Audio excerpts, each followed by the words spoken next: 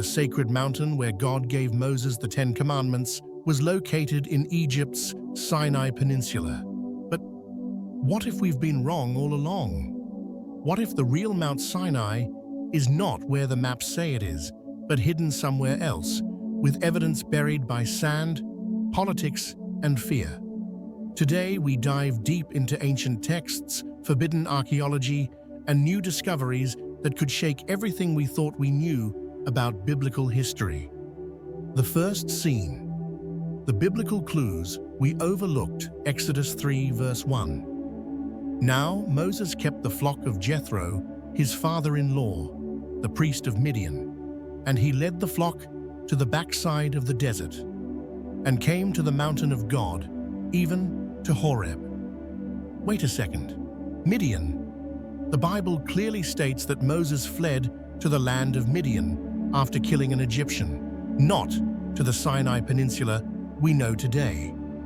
Ancient Midian is located in modern-day northwestern Saudi Arabia. That means the famous Mount Sinai in Egypt might not be the biblical one at all. Some scholars and explorers are now pointing to a mountain in Saudi Arabia called Jebel al-Lawz, a mysterious blackened peak surrounded by legends, fences, and even government restrictions. The second scene. Jebel al-Lawz, the Forbidden Mountain. Eyewitnesses and researchers claim that Jebel al-Lawz in Saudi Arabia matches the biblical description of Mount Sinai more accurately than the traditional Egyptian location. Here's what they found. A mountain with a blackened peak, as if scorched by divine fire. Remnants of an ancient altar with bull carvings, matching the golden calf story. Evidence of 12 stone pillars, possibly representing the 12 tribes of Israel. A massive split rock with water erosion marks, consistent with Exodus 17, verse 6, Exodus 19, verse 18. And Mount Sinai was altogether on a smoke, because the Lord descended upon it in fire. Could this burnt mountain in Saudi Arabia be the real thing? But if so, why hasn't the world acknowledged it?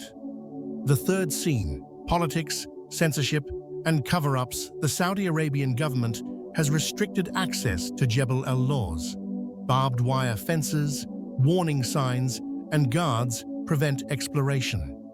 Why? Is it to protect a historical site or to prevent the truth from being exposed?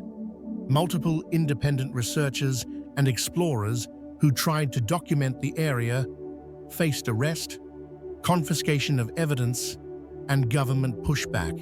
Could it be that uncovering the real Mount Sinai would undermine centuries of accepted tradition, disrupt political alliances between nations, confirm the Bible's historical accuracy in a way the world isn't ready to accept? This isn't just a question of geography, it's a spiritual and geopolitical mystery. The fourth scene. Prophetic patterns hidden in plain sight. Does this matter to the book of Revelation? Mount Sinai is where God met man. It's where the first covenant was made with fire, thunder, and law. The book of Revelation describes another mountain, Mount Zion, as the place where the final covenant is fulfilled. Hebrews 12, verse 18 and verse 22. For ye are not come unto the mount that might be touched, but ye are come unto Mount Zion, and unto the city of the living God. Sinai and Zion are deeply connected. The first mountain was about law. The second will be about grace and judgment. Could the rediscovery of the true Mount Sinai be a prophetic trigger, a sign that we are approaching the end of the age?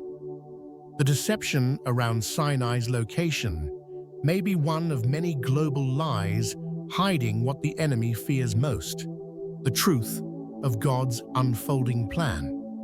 Lastly, have we been wrong all along? The traditional site of Mount Sinai became popular around the 4th century AD, promoted by Emperor Constantine's mother, Helena. She believed she had located the correct mountain, and a monastery was built there. St. Catherine's Monastery, which became a sacred tourist site. But historical and biblical evidence point elsewhere. This leads us to one startling conclusion. We may have been honoring the wrong mountain for over 1,600 years, and the real Mount Sinai may be sitting in the middle of the Arabian desert, watched, fenced, and waiting to be revealed in God's perfect timing. Galatians 4 verse 25, "For this Agar is Mount Sinai in Arabia." Wait, did Paul just confirm it? If Mount Sinai is truly in Arabia, as Scripture suggests, then we haven't just been wrong. We've ignored the Bible itself. In conclusion, the mountain that will speak again, Mount Sinai, was never just about a location. It was about a moment of divine revelation. A mountain that trembled at the presence of God. A nation that received His voice in thunder and smoke. And perhaps a sign yet to come. As we watch the signs of the end times unfold, maybe the rediscovery of the real Mount Sinai is not just archaeological, it's prophetic. Maybe it's time we go back, not just to the right mountain, but to the truth. What do you think? Drop your thoughts in the comments. Like, share, and subscribe to Yeshua Praise for more mysteries, theories, and revelations. And remember, some mountains are still speaking.